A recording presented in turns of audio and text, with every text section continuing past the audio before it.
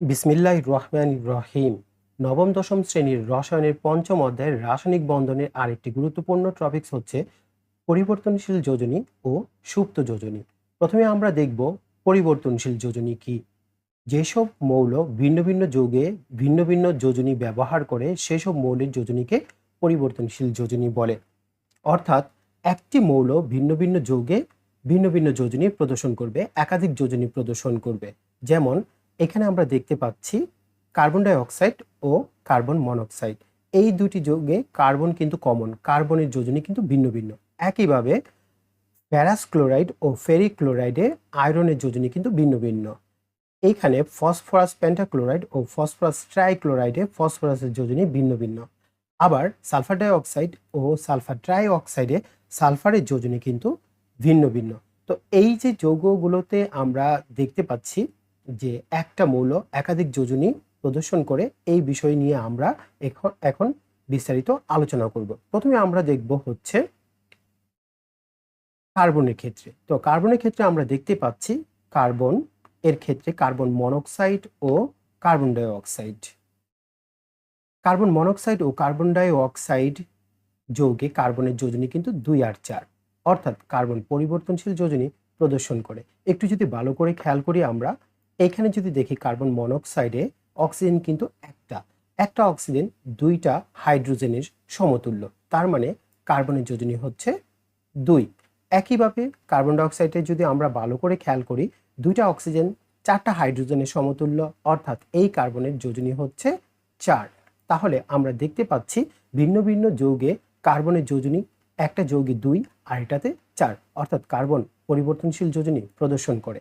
যদি আমরা আরেকটা উদাহরণ দেখি আয়রনের, তাহলে আমরা দেখতে পাবো এখানে ফেরাস ক্লোরাইড আর দেখতে পাবো ফেরিক ক্লোরাইড। আমরা দেখতে পাচ্ছি যে ফেরাস ক্লোরাইডে ক্লোরিন হচ্ছে দুটি ক্লোরিন মানে 2টি হাইড্রোজেন, অর্থাৎ আয়রনের যোজনী হচ্ছে 2।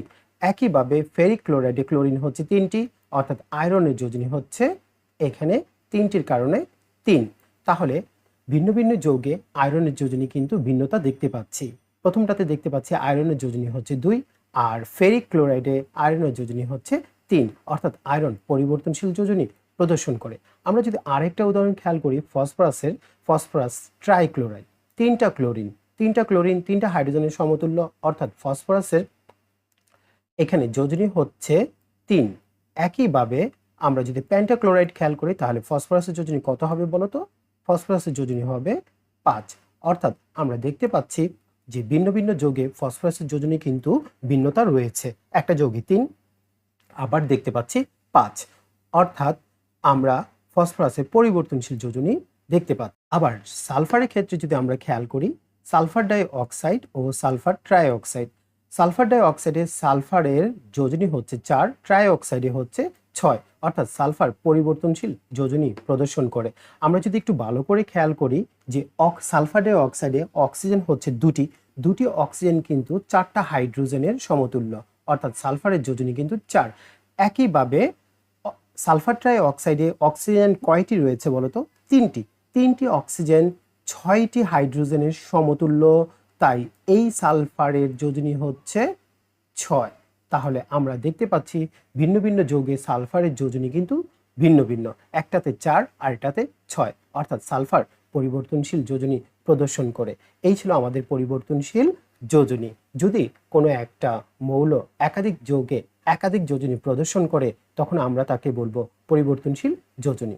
এবার আমরা দেখব হচ্ছে সুপ্ত যোজনী। সুপ্ত যোজনী মানে লুকায়িত যোজনী। কোনো একটা যৌগের মধ্যে কোনো মৌলের যোজনী কত লুকায়িত আছে, গুমন্ত আছে, সেটা আমরা বের করব অঙ্কের মাধ্যমে। কোনো মৌলের সর্বোচ্চ যোজনী ও সক্রিয় যোজনীর মধ্যে পার্থক্যকে ওই মৌলের সুপ্ত যোজনী বলে। সক্রিয় যোজনী অর্থাৎ কোনো একটি যৌগে মৌলের যত যোজনী কাজ করে সেটাই হচ্ছে সক্রিয় যোজনী। সূত্রটা এখানে দেওয়া আছে, একটু ভালো করে খেয়াল করো।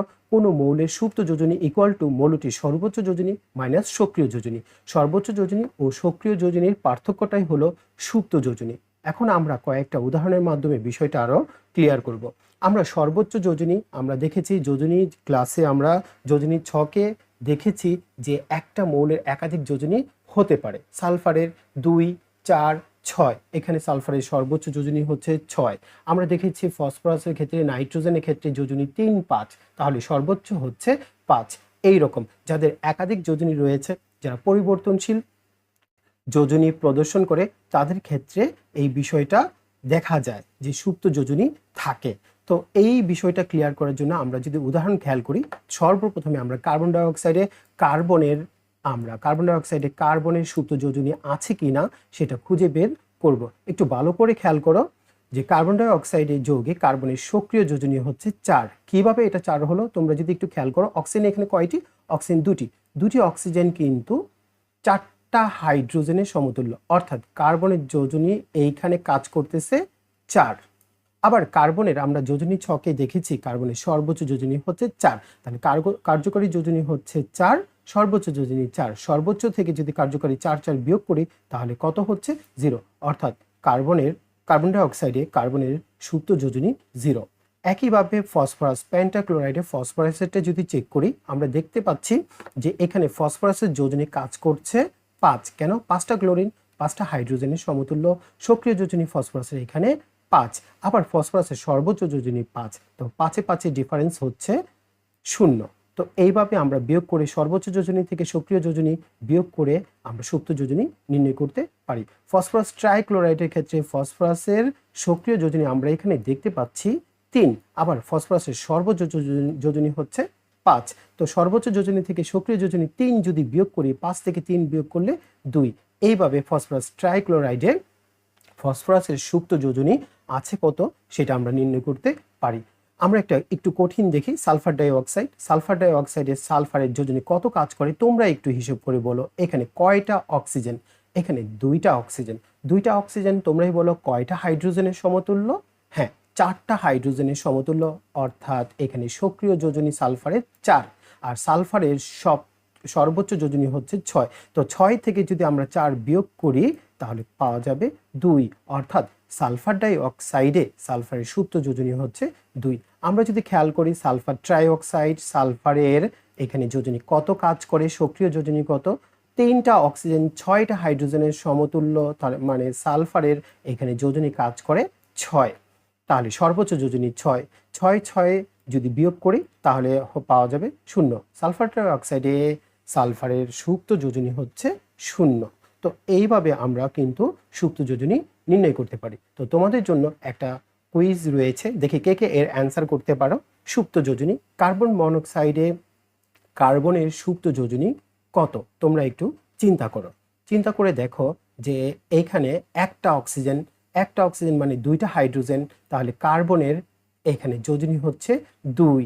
তাহলে কার্যকরী যোজনী যদি 2 হয়, আর সর্বোচ্চ যোজনী কার্বনের হচ্ছে আমরা যোজনী ছকে দেখেছি 4।